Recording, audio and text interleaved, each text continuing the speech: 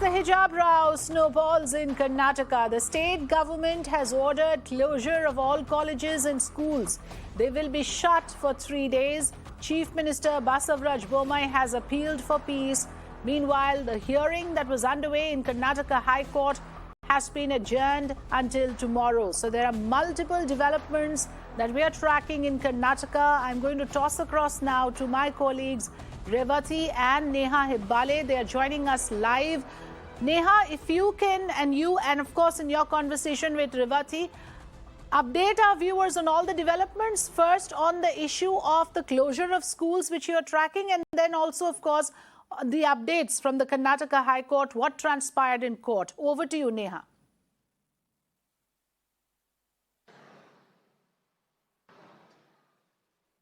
Yes, Frida, let's tell you that, the Karnataka Chief Minister Basavaraj Bommai has just announced that all schools and colleges would remain closed for the next 3 days in the state of Karnataka. Let's tell you that this comes after Section 144 was in fact imposed both in Shivmoga town as well as even in Harihara in Davangere, where we saw the police having to resort to lathi charge and tear gas as well.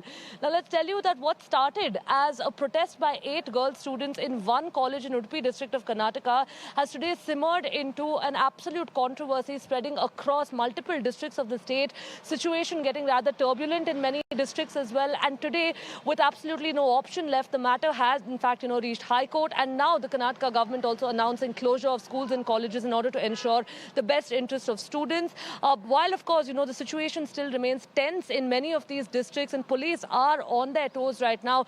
Important that the High Court matter has been posted for tomorrow, 2:30. And, Revati, of course, we were just talking about how the situation remains tense in many parts. The High Court has made some key observations today. That's right. In fact, the Karnataka High Court's observations today was to, in fact, take the submission of the petitioner. Throughout the day, the petitioner submitted the various instances where the students had come to college. They were not allowed to enter the campus wearing a hijab. The petitioner submitted that for the last 2 years, there were no issues with regards to the students wearing hijab. And suddenly now there is an issue. Now, there are two things that the petitioner has pointed out. One, that the government order saying that all religious symbols or any sort of dress that denotes or symbolifies a religion must be banned in case there is no rule that exists. And the court orders that the government order cited, all of these were completely irrelevant. The petitioner submitted that the government order itself does not have any merit. The government does not have any jurisdiction or the authority to talk about uniform because there is a college administration to talk about that. Secondly, the fact that the government bans the hijab, citing a public order issue, is also problematic as per the petitioner's submission. Because one, there are Muslim women out there who are wearing hijab, who are outside the college. There is no public order issue. So the question that the petitioner raises is, how does that become a public order issue as soon as you enter the college premises? So this is another question that the petitioner has raised. Now, the petitioner did ask for the court's direction to continue allow them wearing hijab, because during the admission process, it was not told to them that they cannot wear the hijab. For the last 2 years, they've been wearing the hijab. And also, very importantly, they brought it to the court's notice that several students have been out of classes for almost a month now. So right to education, right to practice their religion. And the most important discussion is around whether wearing the hijab is an essential religious practice, because there are religious practices that are not essential by various court orders and essential religious practices. So whether wearing the hijab is an essential religious practice, that is the point around which the entire discussion is going on in the High Court. Yes, this is exactly the same. We're going to take this back to you. And, of course, it still remains to be seen right now as to what the court rules tomorrow. Yes, of course. The court, will, of course, rule one way or the other. But this is exactly the same argument which we saw during the proceedings, excuse me, for the triple talaq as well. Whether it's integral to the practice of this religion or not, that is what the court is deciding. But what is even more worrisome right now is the law and order situation on ground, Neha. Tell us more about where exactly is the tension at the moment.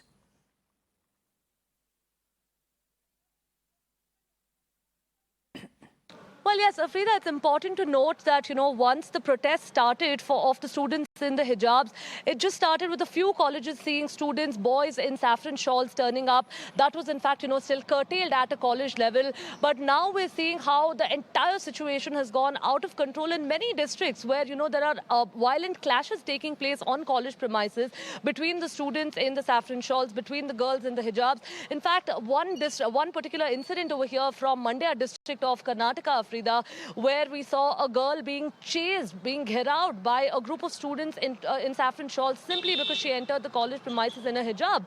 Now, all of this, of course, was discussed in the High Court. There was also a mention of this very, issue, also of the Mandya issue and of the other issues of violence in the High Court. The Karnataka High Court also spoke about the need to, sort of first put an end to this and pass an order to sort of stop the protest. That's right. In fact, the Advocate General came in to bring this to the notice of the court as per the instruction from the highest authorities. That is the government saying that the court must give an interim direction to stop these protests because it's spreading across the state. And the court clearly said that just considering what is happening on the outside, the court cannot be pressured into giving a direction, cannot be pressured into giving an order for that matter, but can say only so much that the students and public at large must maintain peace. This particular incident from Mandya was also brought to the notice of the court, while the Advocate General refused that, said that it is an unsubstantiated allegation and that state has everything in control. So the court, while very clearly saying that it cannot be rushed into giving an order